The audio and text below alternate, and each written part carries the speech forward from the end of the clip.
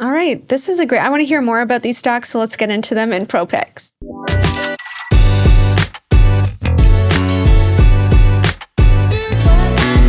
Pro Picks is brought to you by ATB Financial. With $62 billion in assets, ATB Financial is powering possibilities for more than 820,000 financial services clients in Alberta and beyond. ATB's capital markets arm is a full-service investment dealer that offers investment and corporate banking, sales and trading, institutional research, and risk management. Visit atb.com/inthemoney for more information. Okay, your first one is Latham Group. The ticker is SWIM. So on the NASDAQ. So what does it do?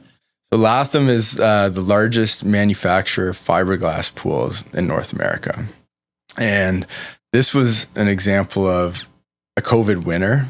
So it was private equity owned, and it IPO'd in 2021 on the back of sort of the COVID turn your backyard into your cottage.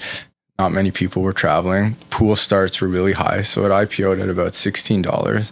It went north of 30. And then when rates started to move in 2022, the stock went all the way down to sort of low single digits. And that's where we bought in. And so we think this is a wonderful business. Fiberglass pools are a substitute for concrete, and they cost a fraction of the price. Takes 2 to 3 weeks to put a concrete pool in your backyard. Takes 1 day with fiberglass. The repair and maintenance is a fraction of the cost. So think about concrete pools, sort of, they crack over time. And historically, the aesthetic was what was holding back fiberglass from really taking a lot of share. Now, fiberglass, you can hardly tell the difference. So it's an interesting setup where pool starts have not come back from that COVID peak, but they are taking share rapidly from concrete pools within their market segment. It's a situation where we love management. We've been to see a number of their sites. No, we like management a lot. Who do you not like? Is there a board? Is there a board situation? There's a situation that we're involved in right now, Parkland, where it's a contested proxy for. Oh, right, and we're going to talk about that because that's one of your picks. I just spent a beat though on Latham. So it's a smaller cap; it's $600 million. And when I think about like pools in America, there's also Pool Corp, which is larger. So I imagine you also look at peers in the space. Yeah. So like, how does Latham stack up? Is Pool, which has also been under pressure, kind of a guidepost of where the stock should be? Yeah, they're affiliated. They do different things, right? So Latham has about 50% market share in fiberglass pool manufacturing. So they're tied. You could think about it as sort of a auto part OEM and an auto parts supplier, or an auto OEM and auto parts supplier. Okay, so what kind of upside do you think you can look? What's the fair value of SWIM? I think the fair value of SWIM is at least twice where it is today. I don't know how long it takes to get there, but again, this is a perfect private equity type business. It's been private equity for most of its career. It may be bought by private equity again, but this is one of these businesses that we would be happy owning for 3, 5, 10 years. It doesn't need to be bought out. It doesn't need to be bought out, no. Okay, let's go. And maybe if it stays cheap enough for long enough, yeah. Maybe it does. Okay, your second one, I remember reporting on this, so let's spend some time on First Capital REIT. This is also part of your strategy we didn't get into. You have a special interest in real estate. And we've had a number of guests come on and say the gap between, real estate in public markets versus private markets is huge. But you got in First Capital kind of like a long time ago, and that was contested. But now you're everybody's friends at First Capital. Yeah. Okay, can we start at the beginning? What first brought you to First Capital? Well, so our view on real estate in the public markets is that it's one of the only areas where sort of the market for real estate is more inefficient in the public markets than the private markets. And generally it's the opposite, right? Because private markets are opaque and you have to negotiate deals, where in the public markets you can just buy stocks and talk about efficient market theory, what have you. Whereas in real estate, we think that might be the opposite. And part of the reason is because if you are excellent at real estate, you're likely working, on the ground for a Blackstone or a Brookfield or a Kingset here in Canada, where you're evaluating the dirt, you're doing deals. And if you're top of your class at Harvard Business School and you want to get into real estate, you're not going to be the REIT analyst at RBC, not to take, or one of the banks, not to take away from that person, but generally speaking. And so we've historically found the REIT space to be a great source of opportunity. First Capital, that was an area where we had success in grocery anchored retail. And a New York Stock Exchange listed company called Cedar, that was an activist situation where I was on the board. We're really comfortable with grocery anchored retail, and it can get lumped in with retail of all sorts. So there's fast fashion, there's quick service restaurant retail, there's shopping malls, etc. Grocery anchor we just thought was stable, because even if online commerce was going to disrupt grocery shopping, there'd still probably be last mile distribution or what have you. And so we're really comfortable with that asset class. First Capital was what we thought, and is today, the best collection of real estate assets in the country. That was, it was founded by a guy named Dory Siegel, who we're really close with, who we work closely with. And his view was sort of covered land plays in high density, urban, high income communities across the country. And he executed on that. And when we got involved, the stock was trading at about a 35% discount to its net asset value. Our work was to firm up what the right net asset value was. And that's been generally the description, where the private market is saying one thing, public market's saying nothing or another. And the truth is probably somewhere in the middle. Specifically with First Capital, we had a view, and we do have a view, that there's probably too many retail REITs in Canada. There's double the amount of retail REITs per capita in Canada than there is in the US. And when you think about synergies, so having management teams that manage the assets, sort of leasing synergies, tenant synergies, we think there's real value to be had by combining these businesses. And First Capital is the natural company to be acquired, because there's no controlling family behind it like there is in a lot of other REITs in Canada. There's no big institutional owner like a pension that owns 10+% of the company. So really fractured ownership, really attractive assets, and a lot of reasons why it would make sense combined with another REIT. So you're pushing for a transaction, for First Capital to do a transaction. We think that they could do a transaction that would unlock value.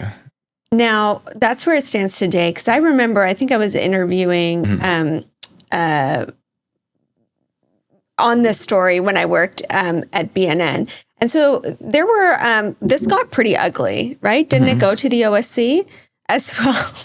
Like, can you, and Dory Siegel, who's no longer with the company, was kind of who you were working with to talk about unlocking value. How did it go from so acrimonious to where it is now? Like, how did you break through and find resolution?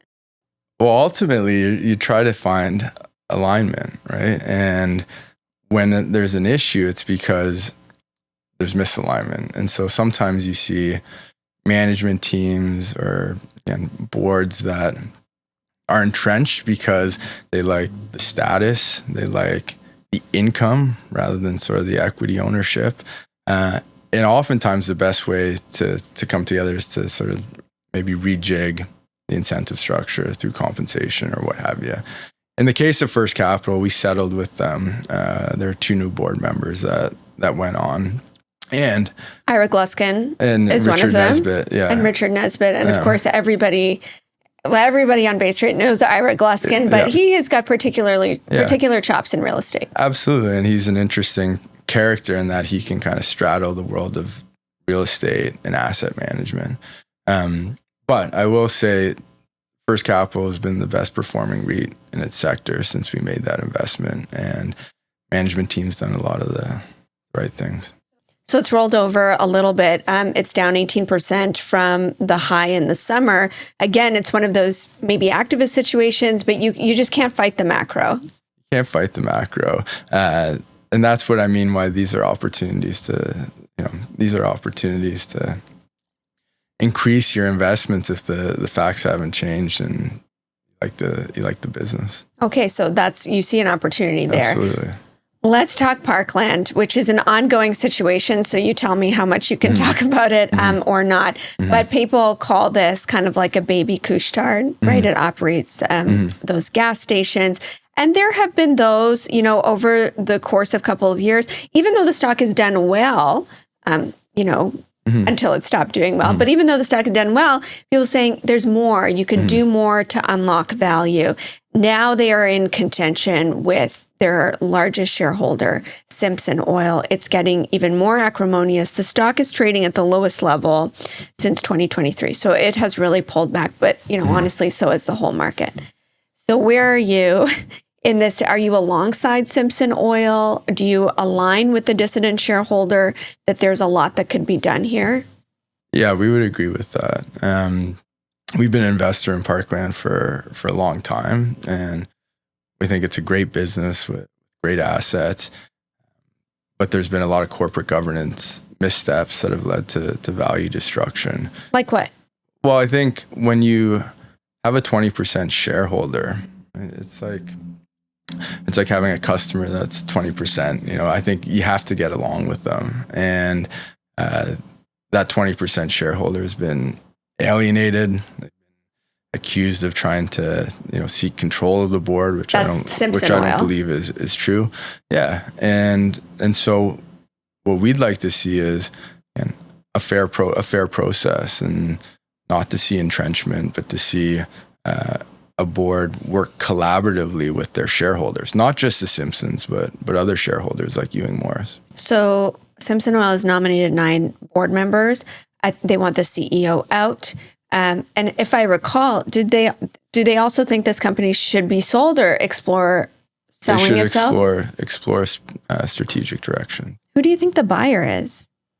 Well, I think there could be a number of different buyers, but I think the first thing is to have a proper strategic process run and a proper special committee struck.